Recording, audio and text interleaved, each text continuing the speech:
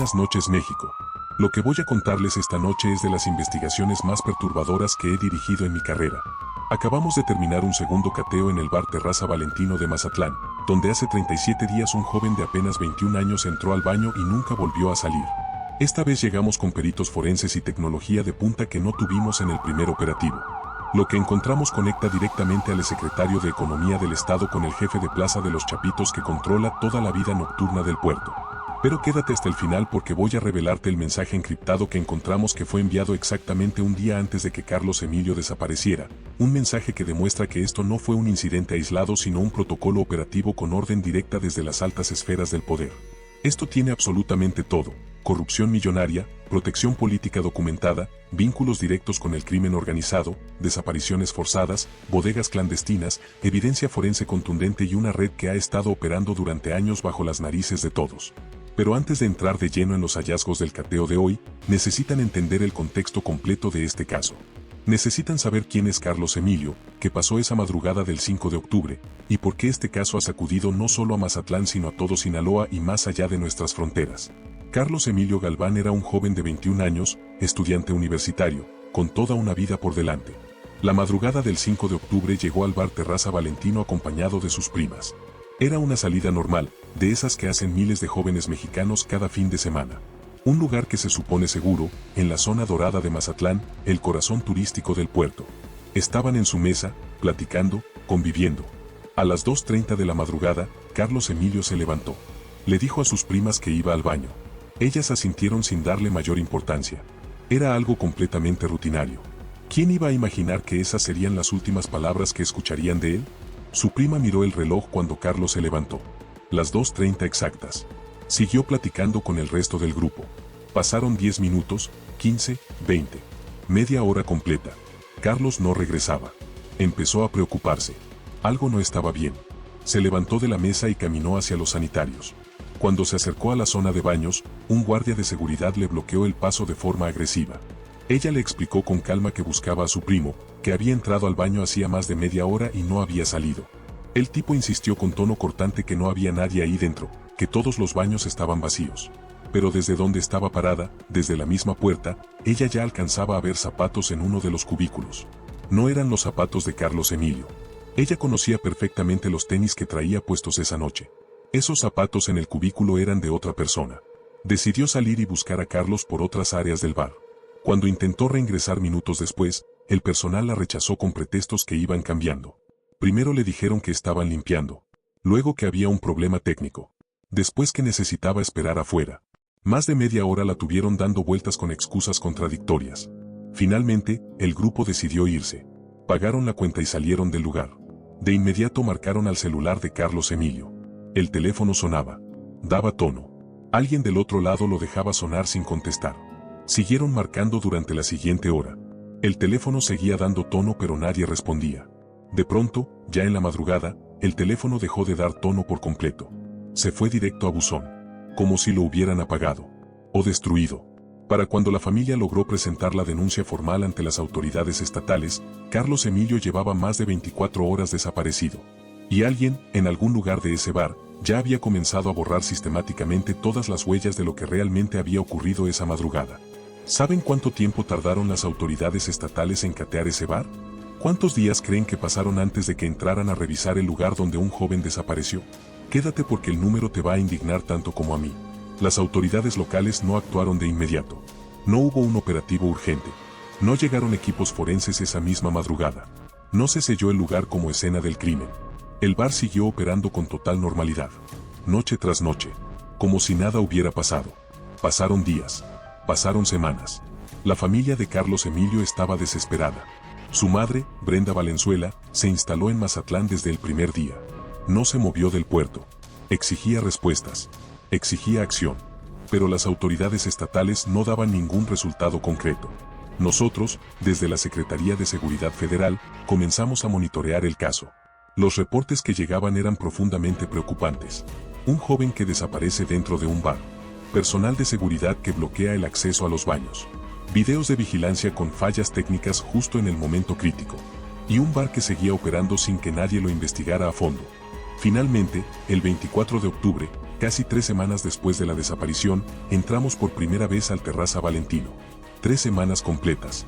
El bar había operado 19 noches más desde la desaparición. Piensen en eso. 19 noches completas de operación normal, con cientos de clientes entrando y saliendo, mientras la evidencia de lo que le pasó a Carlos Emilio se iba diluyendo minuto a minuto. Cuando entramos ese 24 de octubre, lo primero que me golpeó fue el olor. Un olor a cloro industrial absolutamente penetrante. No era el olor normal de limpieza de un bar. Era algo mucho más intenso. Como si hubieran vaciado tambos completos de químicos en todo el lugar. Los pisos brillaban de una forma completamente antinatural. Ese tipo de brillo que solo da cuando has lijado, pulido y sellado superficies recientemente.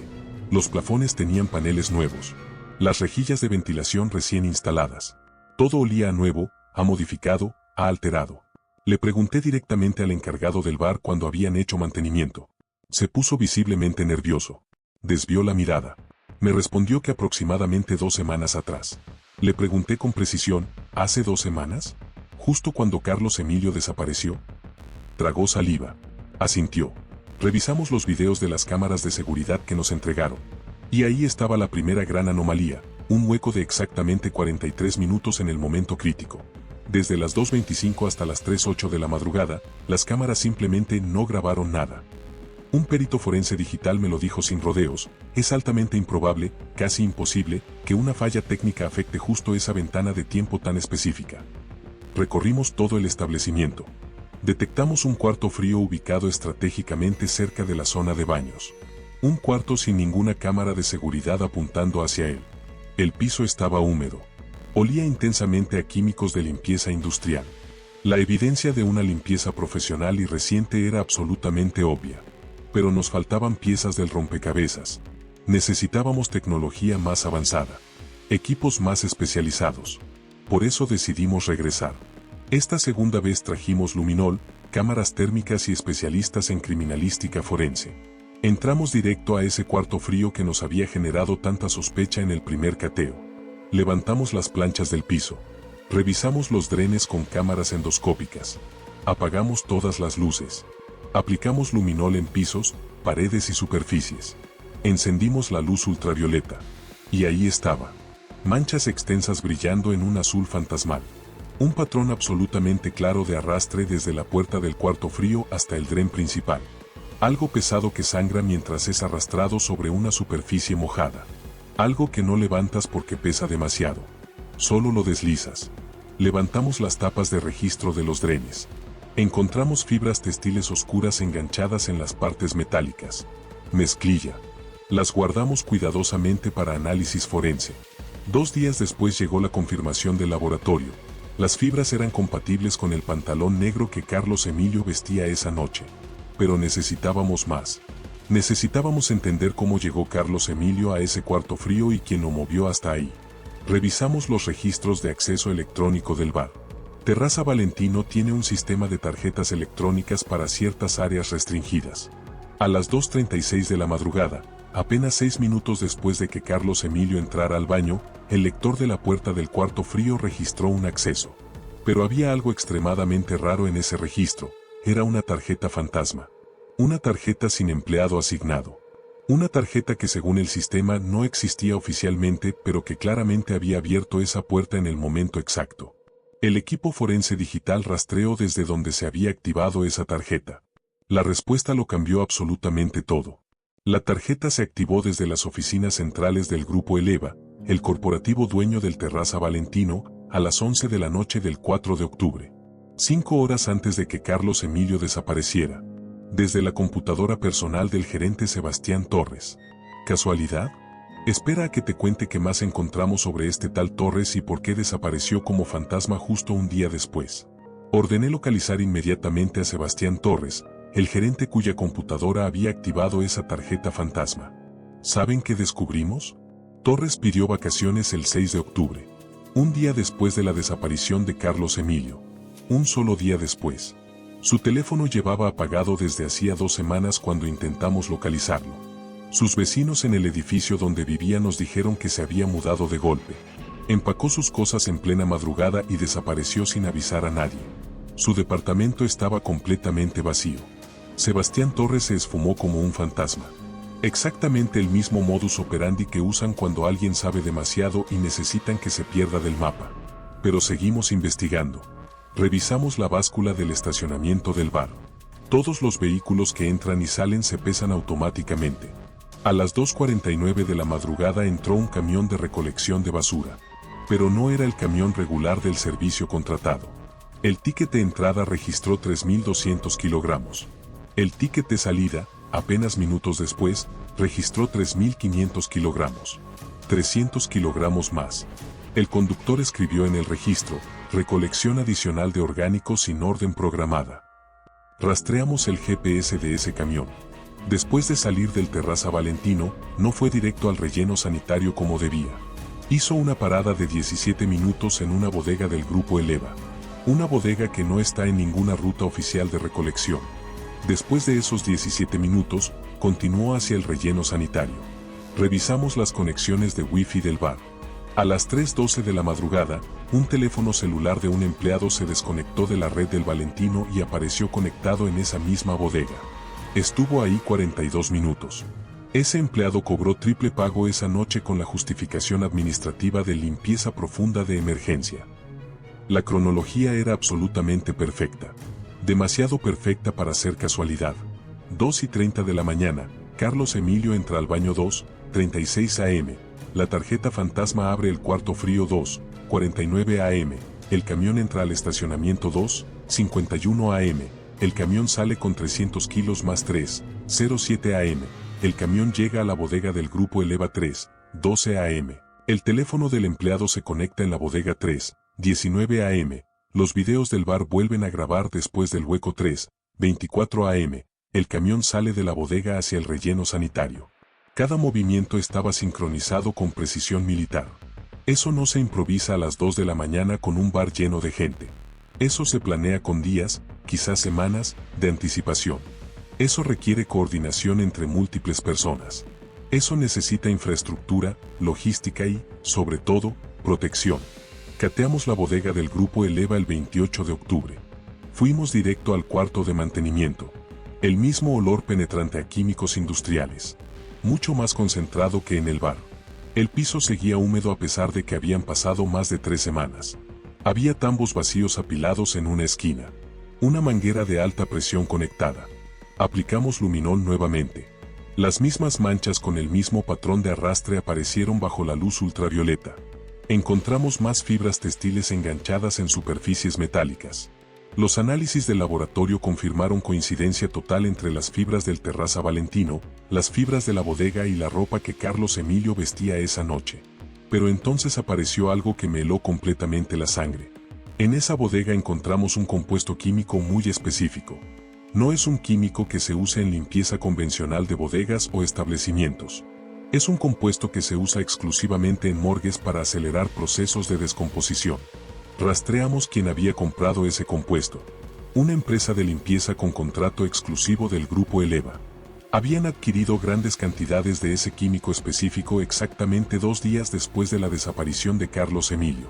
Revisé personalmente las nóminas de esa bodega. 3 empleados registraron horas extra la madrugada del 5 de octubre con bonos clasificados como traslado urgente de material sensible. El primero ya no vivía en su dirección registrada. Se había mudado sin avisar a nadie hacía 2 semanas. El segundo llegó a declarar con abogado. Estaba visiblemente nervioso. Le temblaban las manos. Le pregunté qué contenían los tambos del camión que movió esa noche. Se tensó de inmediato. Miró a su abogado antes de responder. Dijo con voz baja que solo los movió del camión al cuarto de la bodega. No sabía qué contenían. Le pregunté si los tambos eran pesados. Hubo una pausa larguísima. Finalmente respondió con voz apenas audible, eran muy pesados. Le pregunté cuántos tambos eran. Bajó la mirada hacia el piso. Sus manos comenzaron a temblar visiblemente. Pidió un receso de inmediato. Estuvo 20 minutos encerrado con su abogado.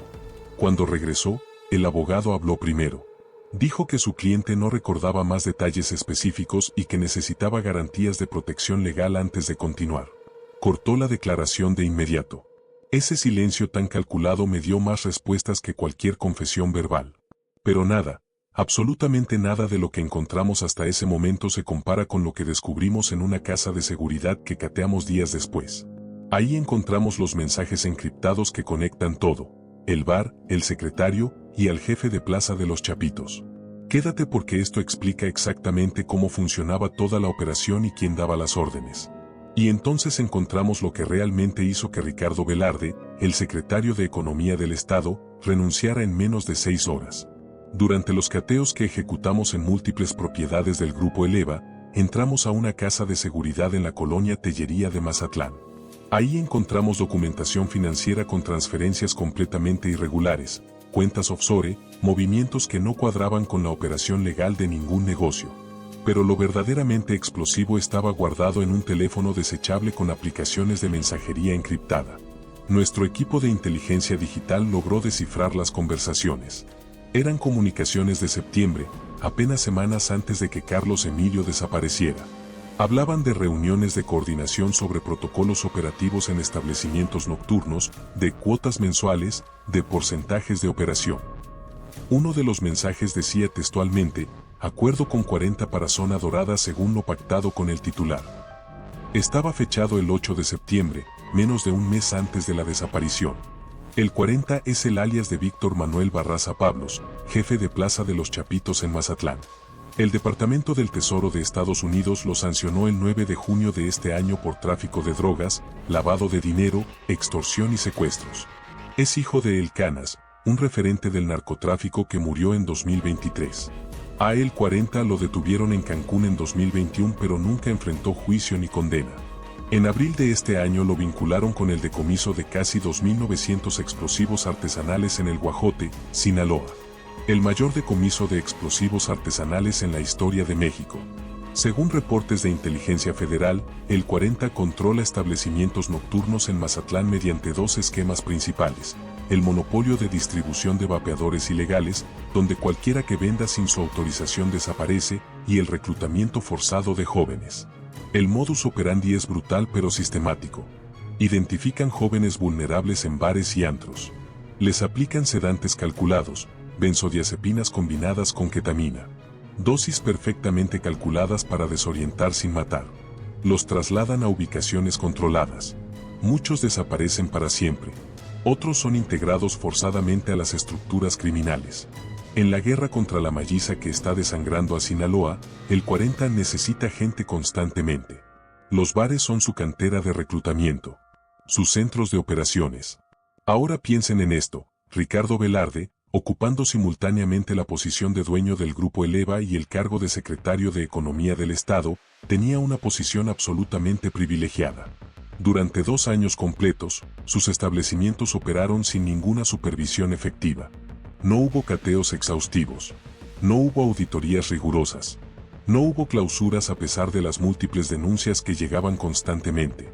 Esa protección coincide exactamente con el periodo en que el 40 consolidó su control total sobre la zona dorada. Los mensajes que hablan de acuerdo con 40 para zona dorada según lo pactado con el titular, sugieren que existía coordinación directa entre la estructura empresarial de Velarde, su posición política, y la estructura criminal de el 40. Los establecimientos del Grupo Eleva funcionaban como espacios perfectamente controlados para operaciones de reclutamiento forzado y desapariciones a cambio de protección territorial, participación en las ganancias millonarias y cobro de piso que contaba con autorización política desde el gobierno estatal. No tengo fotografías de Velarde reuniéndose personalmente con el 40. No tengo grabaciones de llamadas telefónicas directas entre ellos. Pero tengo establecimientos donde desaparecen jóvenes siguiendo exactamente el mismo modus operandi que usa el 40 en toda la zona. Tengo modificaciones arquitectónicas completamente ilegales y no autorizadas que facilitan movimientos clandestinos de personas dentro de los bares. Tengo puertas ocultas construidas desde los baños hacia cuartos que no aparecen en ningún plano oficial presentado ante Protección Civil. Tengo sótanos completos no declarados con salidas directas a callejones que estratégicamente no tienen ninguna cámara de vigilancia municipal. Tengo sistemas de videovigilancia que fueron deliberadamente manipulados para crear ventanas de tiempo sin registro en los momentos exactos en que ocurren las desapariciones. Tengo personal que recibe pagos extraordinarios en efectivo por trabajos que no puede explicar legalmente. Tengo mensajes que hablan explícitamente de un acuerdo con 40. Tengo la orden de disponer esta madrugada según protocolo establecido enviada horas antes de la desaparición de Carlos Emilio. Tengo protección política documentada durante 2 años completos mientras Velarde ocupaba un cargo en el gabinete del gobernador Rocha. Esa convergencia de factores no ocurre por simple casualidad. Eso es una estructura criminal perfectamente aceitada con componentes empresariales, políticos y del crimen organizado trabajando en coordinación. Pero había más. Mucho más. Encontramos otro mensaje en ese teléfono desechable fechado el 4 de octubre, exactamente un día antes de que Carlos Emilio desapareciera. El mensaje fue enviado a las 10:37 de la noche y decía textualmente: disponer esta madrugada según protocolo establecido. No había ningún remitente identificable en el mensaje. Pero la hora exacta en que fue enviado ese mensaje coincidía perfectamente con los registros de actividad digital en la computadora personal del gerente Sebastián Torres. La misma computadora desde la cual se activó la tarjeta fantasma apenas media hora después de que llegara esa orden. Ese mensaje específico lo cambió absolutamente todo en nuestra investigación. Ya no estábamos investigando un incidente aislado de una persona desaparecida. Estábamos destapando un protocolo operativo completamente preestablecido con procedimientos claramente definidos, con una cadena de mando documentada, y con una operación recurrente que requería coordinación precisa entre múltiples actores que sabían exactamente qué hacer cuando llegaba la orden desde arriba. El Grupo Eleva controla 6 establecimientos en Mazatlán, 2 más en Culiacán y 1 en Los Mochis. Según los registros fiscales oficiales, mueven más de 50 millones de pesos al mes. Ricardo Velarde, el dueño, fue presidente de la Cámara Nacional de la Industria de Restaurantes y Alimentos Condimentados, Canirac, en Sinaloa durante 2 periodos consecutivos. Tenía acceso directo y permanente a secretarios de Estado, presidentes municipales y comandantes policíacos. Cuando entró al gabinete del gobernador Rubén Rocha Moya como secretario de Economía, absolutamente nadie cuestionaba sus negocios. Nadie revisaba sus permisos de operación. Nadie auditaba absolutamente nada de su operación empresarial. Durante 2 años completos, ninguna autoridad estatal cateó sus establecimientos hasta que Carlos Emilio desapareció y su madre, Brenda Valenzuela, no se cayó. No se rindió. No aceptó el silencio. Exigió justicia día tras día hasta que el caso se volvió imposible de ignorar. En agosto del año pasado, 3 jóvenes de Culiacán desaparecieron del bar Torritos Marina, que también pertenece al Grupo Eleva. Estuvieron desaparecidos durante 3 días completos. Cuando aparecieron, estaban profundamente desorientados y completamente aterrorizados. Los 3 recordaban estar en el bar bebiendo con normalidad. Después experimentaron una sensación extremadamente extraña donde todo se movía en cámara lenta. Uno sintió un golpe seco en la nuca. Otro vio luces brillantes que lo cegaron completamente. El tercero solo recuerda despertar en un terreno baldío sin tener ni idea de cómo llegó hasta ahí. Los 3 presentaban marcas evidentes de contención en las muñecas cuando aparecieron. Los análisis toxicológicos realizados en el hospital mostraron trazas de benzodiazepinas y ketamina en sus sistemas. La investigación de la Fiscalía Estatal se cerró porque aparecieron con vida. Caso archivado. Ahora, con Carlos Emilio desaparecido en otro bar del mismo dueño, siguiendo exactamente el mismo patrón, con los mismos químicos sedantes, esos reportes anteriores cobran un significado completamente diferente. Es el mismo modus operandi. Los mismos establecimientos. El mismo dueño detrás. El mismo sistema de protección política permitiéndolo todo. Y ahora viene lo que más me indigna de todo esto, lo que demuestra que este caso no es aislado sino parte de un sistema nacional de desapariciones en bares con protección política. Quédate para que te cuente los testimonios que empezaron a llegar de todo México cuando este caso se volvió mediático y como evidencian un patrón idéntico en múltiples estados. Comenzaron a llegar testimonios clave que nadie se había atrevido a dar antes por miedo evidente. Una vecina del edificio ubicado exactamente frente al Terraza Valentino nos contactó. Nos dijo que la madrugada del 5 de octubre vio cuando el camión de basura entró al estacionamiento del bar. Le pareció rarísimo por la hora. Eran casi las 3 de la mañana. El camión se quedó casi 10 minutos con las puertas traseras completamente abiertas mientras ella veía desde su ventana a gente con uniformes oscuros cargando algo evidentemente pesado hacia el interior del camión. Nunca había visto ese tipo de movimientos a esas horas en todos los años que lleva viviendo ahí. Un ex empleado del Terraza Valentino también se acercó después de ver toda la cobertura mediática del caso. Había renunciado 2 semanas antes de la desaparición de Carlos Emilio, tras trabajar en el bar durante 8 meses completos. Siempre le pareció extremadamente extraño que existiera ese cuarto frío estratégicamente ubicado detrás de la zona de baños, sin ninguna cámara de seguridad apuntando hacia él. Cuando preguntó al gerente para qué servía exactamente ese cuarto, el tipo le respondió de forma muy cortante que era para almacenamiento especial y que no hiciera preguntas incómodas. Le dejaron muy clarito que si quería conservar su empleo debía enfocarse únicamente en sus propias tareas. También notó que ciertos empleados específicos recibían pagos sustanciales en efectivo que nunca aparecían en ningún recibo oficial de nómina. Cuando preguntó al respecto le dijeron directamente que se callara si quería seguir trabajando ahí. El ambiente se había vuelto cada vez más amenazante y por eso decidió renunciar.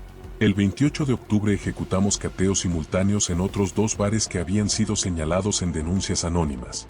En el primero encontramos un cuarto de servicio ubicado estratégicamente detrás de la zona de baños, completamente sin ninguna cámara y con acceso directo a la zona de carga del establecimiento. El dueño insistió nerviosamente que ese espacio siempre había existido desde que compró el negocio hacía 5 años. Le mostramos los planos históricos oficiales que obtuvimos de Protección Civil Municipal. El cuarto simplemente no aparecía en absolutamente ningún documento oficial. No supo explicar cuándo se hizo la modificación estructural ni quién la autorizó. En el segundo bar encontramos algo todavía más perturbador, un sótano completo que no estaba registrado en absolutamente ningún documento oficial del municipio. Bajamos por una escalera oculta detrás de la cocina industrial. El sótano era amplio y perfectamente iluminado, con refrigeración industrial funcionando, con sistema de drenaje completamente independiente del sistema general del edificio, y con una puerta de salida directa a un callejón trasero que estratégicamente no tenía ninguna cámara de vigilancia municipal. Le pregunté al dueño para qué usaban ese espacio no declarado. Respondió nerviosamente que para almacenar bebidas alcohólicas de alto valor que requerían temperatura controlada. Le señalé que el sótano tenía candados industriales instalados desde el lado exterior de la puerta y no desde el interior, y que había cámaras de seguridad apuntando hacia adentro del sótano en lugar de hacia afuera para vigilar robos. No tuvo ninguna respuesta coherente para eso. Recibimos una llamada anónima el 26 de octubre. Un hombre extremadamente nervioso que dijo haber trabajado en mantenimiento y construcción para varios bares de la zona durante los últimos 3 años, incluyendo específicamente 3 establecimientos diferentes del grupo Eleva. Le habían pedido que realizara modificaciones estructurales muy discretas que no debían aparecer en ningún plano oficial ante ninguna autoridad. Instalar puertas ocultas desde los baños hacia cuartos de servicio no declarados. Desconectar cámaras de seguridad en rutas específicas del interior. Modificar sistemas de drenaje para ampliar drásticamente los conductos de salida. Le pagaron absolutamente todo en efectivo sin ningún tipo de recibo ni factura. Le hicieron firmar acuerdos de confidencialidad con penalizaciones económicas severísimas si hablaba con alguien sobre los trabajos. En su momento no le pareció particularmente raro porque era trabajo extremadamente bien pagado. Pero ahora, viendo todas las noticias sobre Carlos Emilio y los múltiples cateos en bares, finalmente entendió exactamente lo que había ayudado a construir durante esos años. Estos testimonios nos llevaron a revisar casos similares registrados en otras partes del país. En Playa del Carmen, durante 2023, un turista argentino de 28 años desapareció de un bar nocturno después de ir al baño y nunca regresó a su mesa donde lo esperaban sus amigos. Las cámaras de seguridad del establecimiento tenían un hueco inexplicable de exactamente 30 minutos. Los investigadores de Quintana Roo posteriormente encontraron que el bar tenía un sótano completamente no declarado que conectaba directamente con el sistema de drenaje municipal del pueblo. Nunca encontraron al joven argentino. En Guadalajara, durante 2022, 2 hermanas de 19 y 21 años desaparecieron de un antro muy conocido en la zona exclusiva de Chapultepec. Las cámaras municipales exteriores del C5 las captaron entrando al establecimiento a la 1:30 de la madrugada, pero nunca, jamás, las captaron saliendo por ninguna de las salidas del lugar. Meses después, un trabajador del lugar confesó en redes sociales que había visto a personal de seguridad del antro arrastrando a 2 mujeres visiblemente inconscientes hacia una camioneta polarizada en el estacionamiento trasero que no tiene cámaras. Las hermanas nunca aparecieron. El caso sigue abierto. El patrón era absolutamente idéntico en todos los casos documentados. Una zona específica del bar sin cámara funcionando, demoras completamente inexplicables en los videos de seguridad justo en momentos críticos, espacios arquitectónicos ocultos no declarados ante ninguna autoridad, y respuestas corporativas extremadamente genéricas de los dueños mientras toda la evidencia física desaparecía sistemáticamente. El día del primer cateo al Terraza Valentino yo estaba en Mazatlán presidiendo una reunión extraordinaria del Gabinete de Seguridad Federal. Era la primera vez en años que realizábamos esta reunión directamente en el puerto. Estaban presentes el gobernador Rubén Rocha Moya, los secretarios estatales, los comandantes de las zonas militares y varios empresarios prominentes del sector turístico de Sinaloa. Antes de que comenzara formalmente la sesión oficial, varios empresarios hoteleros me abordaron en privado. Uno me dijo muy directo que necesitaban resultados visibles y contundentes lo antes posible porque Mazatlán no podía convertirse en otro Culiacán para la percepción turística internacional. Las reservaciones hoteleras ya estaban cayendo de forma muy significativa en apenas días. Otro empresario fue todavía más directo y me preguntó sin rodeos si era verdad que el bar donde desapareció Carlos Emilio era propiedad de Ricardo Velarde, el secretario de Economía del Estado. Le confirmé que sí, que era propiedad del grupo empresarial de Velarde. Me preguntó entonces si Velarde seguiría ocupando su cargo en el gabinete estatal a pesar de todo esto. Le respondí con claridad que eso no dependía de mí sino exclusivamente del gobernador Rocha. En la reunión formal todo transcurría de manera completamente protocolar hasta que un reportero que cubría el evento preguntó directamente por el caso de Carlos Emilio Galván. El silencio en la sala fue profundamente incómodo. Todos los funcionarios se miraron entre sí.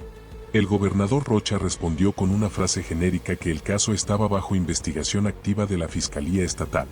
Después me preguntó directamente frente a todos los presentes qué opinaba yo desde la perspectiva de la Secretaría Federal. Le expliqué con toda claridad que teníamos elementos extremadamente preocupantes en la investigación. Espacios arquitectónicos sin ningún registro oficial.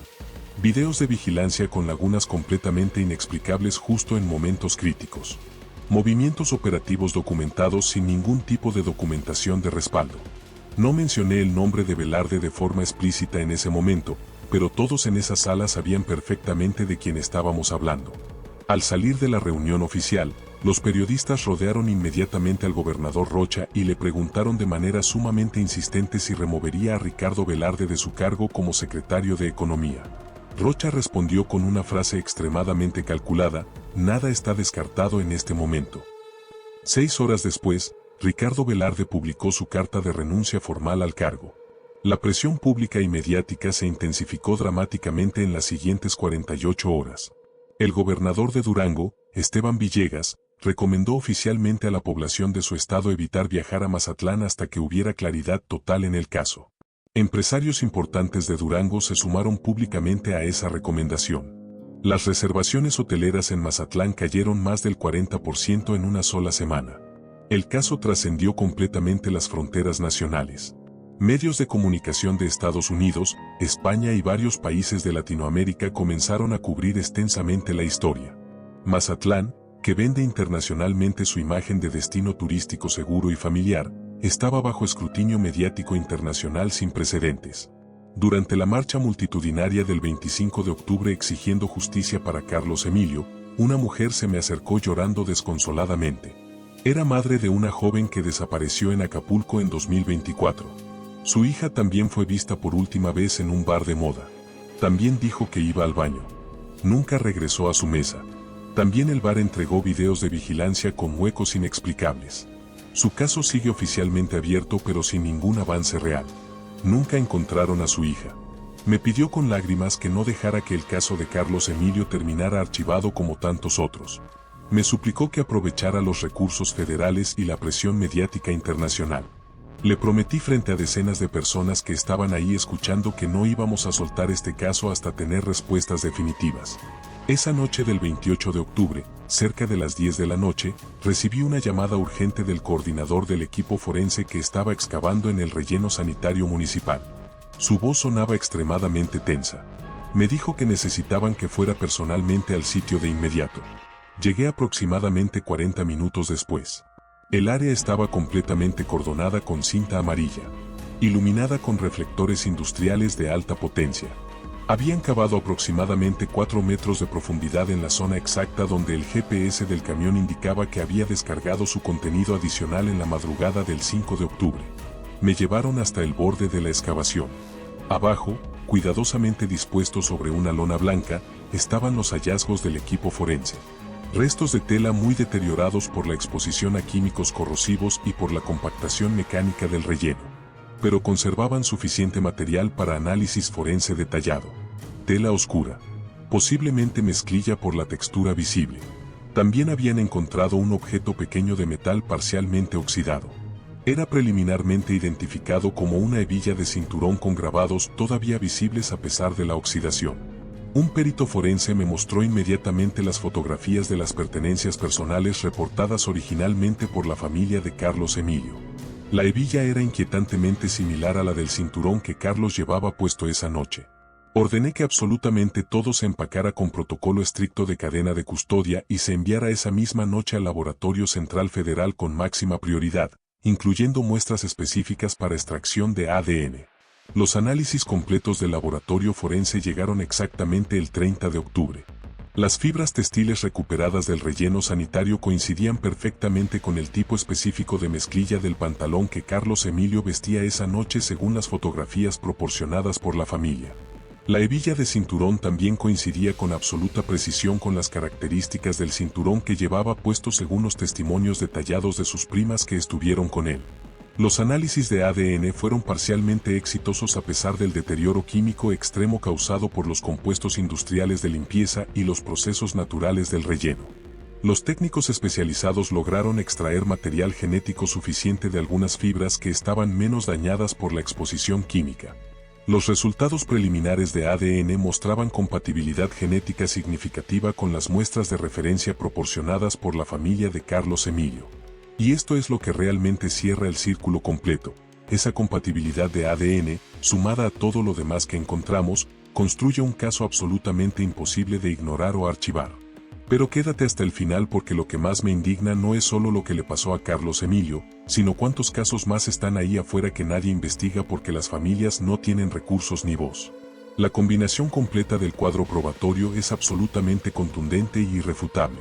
Fibras textiles compatibles con la ropa de Carlos Emilio encontradas en 3 ubicaciones distintas, el cuarto frío del bar, la bodega del grupo Eleva, y el relleno sanitario hebilla de cinturón coincidente encontrada en el relleno patrón de arrastre detectado por luminol en 2 ubicaciones separadas mostrando movimiento de algo que sangra registros electrónicos de acceso con tarjeta fantasma activada horas antes desde la computadora del gerente movimientos completamente documentados del camión con 300 kilogramos adicionales de peso parada no programada de 17 minutos en la bodega del grupo Eleva pagos extraordinarios en efectivo a empleados específicos esa noche por trabajos especiales mensajes encriptados que hablan explícitamente de acuerdo con 40 para zona dorada la orden de disponer esta madrugada según protocolo establecido. Enviada un día antes compatibilidad genética de ADN en las fibras recuperadas del relleno. Todo esto construye un cuadro que va absolutamente mucho más allá de cualquier simple coincidencia estadística. Esto es evidencia forense sólida de una operación criminal sistemática con protección política documentada. Si alguien que está escuchando esto tiene información adicional, si vio movimientos extraños esa madrugada cerca del bar, si trabajó en esas limpiezas especiales y ahora tiene dudas sobre lo que realmente estaba limpiando, si recibió órdenes esa noche que ahora entiende de manera completamente diferente, este es el momento de hablar. Tenemos protección federal para testigos. Tenemos líneas telefónicas completamente anónimas. Tenemos formas absolutamente seguras de que la información llegue a nosotros sin ningún tipo de riesgo para quien la proporciona. Cada dato, por pequeño que parezca, puede ser exactamente la pieza final que necesitamos para cerrar definitivamente este caso y, lo más importante, para evitar que vuelva a ocurrir con otro joven. Brenda Valenzuela, la madre de Carlos Emilio, ha permanecido físicamente en Mazatlán desde el primer día de la desaparición de su hijo. Ella y toda su familia extendida han estado viviendo en el puerto durante más de 37 días completos sin ningún tipo de recursos gubernamentales de apoyo económico o logístico. Han asumido personalmente absolutamente todos los gastos económicos vinculados a la búsqueda activa, hospedaje, alimentos, transporte, abogados, y no cuentan con medidas oficiales de seguridad a pesar del clima de amenaza constante que describen vivir diariamente desde que el caso se volvió mediático. Brenda me dijo en una conversación privada que tuvimos hace unos días que esto les cambió por completo la vida entera. Su dinámica familiar, sus trabajos, su estabilidad económica, todo. Me dijo algo que me quedó profundamente grabado en la memoria. Así como las autoridades van normalizando completamente estas situaciones tan terribles, las familias afectadas terminamos adaptándonos forzosamente a vivir con dolor permanente, con miedo constante y con la indolencia institucional de siempre. Esas palabras reflejan una realidad nacional que no podemos seguir ignorando como sociedad. Por eso, cuando me preguntan periodistas o ciudadanos si vamos a dejar este caso sin resolver como tantos otros, mi respuesta es absolutamente contundente. No lo vamos a dejar. Vamos a seguir cada línea de investigación hasta donde nos lleve sin importar a quien incomode. Vamos a catear cada propiedad que sea necesaria. Vamos a desmantelar cada estructura que encontremos. Carlos Emilio merece justicia. Su familia merece justicia. Todas las familias mexicanas que han perdido a sus hijos e hijas en circunstancias similares merecen justicia y merecen que el Estado mexicano responda con toda su fuerza institucional. Este caso ha expuesto de manera absolutamente innegable una red compleja de complicidades que va desde estructuras empresariales millonarias hasta protección política en los más altos niveles del gobierno estatal, con vínculos directos y documentados con el crimen organizado. ATS estatales ejecutaron cateos verdaderamente exhaustivos, aplicaron reactivos forenses especializados como luminol o rastrearon sistemáticamente los movimientos de vehículos involucrados. Los casos simplemente se archivaron administrativamente con la clasificación burocrática de persona ausente por voluntad propia. Ahora, con absolutamente todo lo que hemos encontrado y documentado en el caso de Carlos Emilio, todos esos expedientes archivados tienen que reabrirse formalmente desde cero y revisarse por completo bajo esta nueva luz de evidencia. Este caso ha puesto en evidencia algo que ahora queda absolutamente documentado con pruebas forenses. En México existen zonas enteras donde el crimen organizado ha penetrado tan profundamente en el tejido social y económico que resulta extremadamente difícil distinguir dónde termina el negocio legítimo y dónde comienza la operación criminal. Los mensajes que hablan de acuerdo con 40 para Zona Dorada y las transferencias financieras irregulares nos muestran con claridad meridiana que el Grupo Eleva operaba como parte integral de un ecosistema donde convergían perfectamente intereses empresariales millonarios, protección política desde el gobierno estatal y control territorial absoluto del crimen organizado. ¿Cuántos jóvenes más han desaparecido en circunstancias similares sin que sus casos recibieran ni una fracción de esta atención mediática e institucional? ¿Cuántas familias mexicanas siguen buscando desesperadamente sin recursos económicos, sin visibilidad pública, sin apoyo institucional? ¿Cuántos bares y antros operan en este momento con espacios arquitectónicos ocultos, con vigilancia deliberadamente manipulada y con personal pagado en efectivo para realizar tareas que nadie documenta jamás? Esas son las preguntas profundamente incómodas que este caso nos obliga a hacernos como sociedad mexicana. Brenda, la madre de Carlos Emilio, me preguntó hace unos días de forma directa si yo creía que su hijo seguía con vida. Es la pregunta más difícil que me han hecho en toda mi carrera porque la evidencia forense honestamente no apunta en esa dirección. Las fibras compatibles recuperadas, la hebilla encontrada, los patrones que reveló el luminol, los químicos forenses identificados, los 300 kilogramos adicionales documentados, todo el cuadro completo apunta hacia un desenlace que ninguna familia quiere escuchar jamás. Pero no le dije eso de forma directa. Le dije que seguíamos investigando exhaustivamente, que no descartábamos ninguna posibilidad mientras no tuviéramos confirmación absoluta, y que haríamos absolutamente todo lo que esté en nuestras manos para darle respuestas definitivas basadas en evidencia sólida. Porque mientras no tengamos confirmación científica absoluta, mientras exista aunque sea una mínima posibilidad, tenemos la obligación moral y legal de seguir buscando. El cloro industrial limpia superficies muy efectivamente. Pero el luminol encuentra lo que el cloro no logró borrar completamente. Las renuncias políticas apagan titulares de periódicos temporalmente. Pero las excavaciones forenses encuentran lo que las renuncias políticas intentaron enterrar para siempre. Los mensajes encriptados revelan acuerdos secretos que ningún funcionario público quiere que salgan a la luz. Los silencios calculados protegen secretos mientras todos los involucrados se quedan callados por miedo o por complicidad. Pero cuando suficientes personas valientes rompen ese pacto de silencio, cuando los testimonios comienzan a llegar desde distintos ángulos independientes, cuando las familias afectadas no se rinden y siguen exigiendo respuestas día tras día sin importar las amenazas, los secretos eventualmente se caen solos. Y cuando los secretos finalmente se caen, todas las estructuras criminales que se sostenían únicamente sobre esos secretos también se vienen completamente abajo. La pregunta que queda flotando en el aire de Mazatlán, de Sinaloa y de todo México es, ¿cuántos secretos más están esperando ahí afuera a que alguien levante la plancha correcta del piso? ¿Cuántos Carlos Emilius más están enterrados en rellenos sanitarios sin que nadie los busque? ¿Cuántos Velarde más operan protegidos desde posiciones de poder? Este caso no termina con la renuncia de un secretario. Este caso apenas comienza. Y no vamos a parar hasta desmantelar cada pieza de esta red criminal. Buenas noches, México.